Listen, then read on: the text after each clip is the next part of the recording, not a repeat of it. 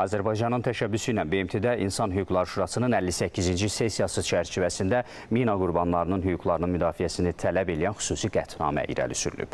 Bugün təşkilatın Cenevra ofisində piyadalar əleyhinə minaların bütün insan hüquqlarından tam istifadə edilməsinə təsir adlı qətnamənin yüksək səviyyəli paralel müzakirələri olub. Ətraflı xüsusi müxbirimiz Günay Məmmədovanın süjetində.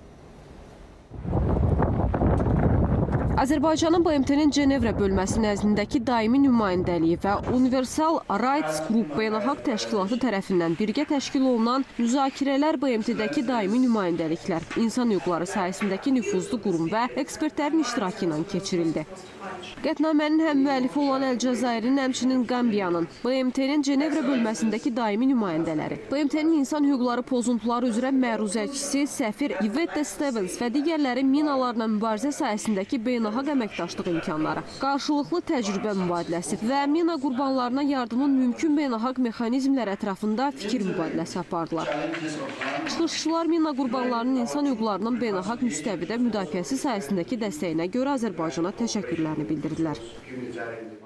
Bu qətnamədə nəzərə tutulur ki, ölkələr eyni zamanda beynəlxalq əməkdaşlıq etmək məsuliyyətini daşıyırlar və buna məcburdular. Bu cümlədən mina xəritələrinin bölüşməsi, bütün müvafiq məlumatlarla bölüşməsi istiqamətində əlavə imkanlar verir Azərbaycana, Ermənistana təsir göstərmək üçün.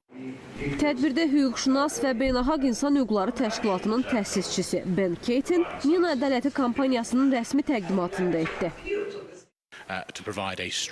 Bu kampaniyanı bugün başladırıq ki, mina qurbanlarına müəyyən bir kompensasiya verilməsi üçün BMT-nin İnsan Haqları Şurası çərçivəsində bir mexanizm yaradaq. Bu kompensasiya mina partlayışlarının insanlara, onların fiziki sağlamlığına və ətraf mühitə vurduğu zərərlər nəzərə alınaraq qurbanlara və onların icmalarına təqdim olunmalıdır.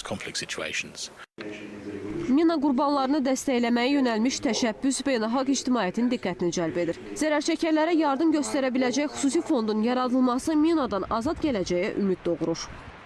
Ermənistan işğalı nəticəsində Azərbaycan torpaqları Avropada minalarla ən çox çirklənmiş ikinci ərazidir və post-münaqişə dövründə 383 Azərbaycan vətəndaşı mina partlayışında həyat və sağlamlığını itirib. Ümumilikdə isə Azərbaycanda 4000-ə yaxın mina qurbanı var. Mina qurbanlarının hüquqlarının müdafiəsini tələb edən xüsusi qətnamənin İnsan Hüquqları Şurasında ilk dəfə qəbul edilməsi, mina qurbanları üçün ədalətin bərpa olunması, onlara beynəlxalq yardımın artırılması üçün zəmin yaradacaq. Günay Məmmədova, Azərbaycan Televiziyasının Almaniya bürosu, İsveçrə, Cenevra.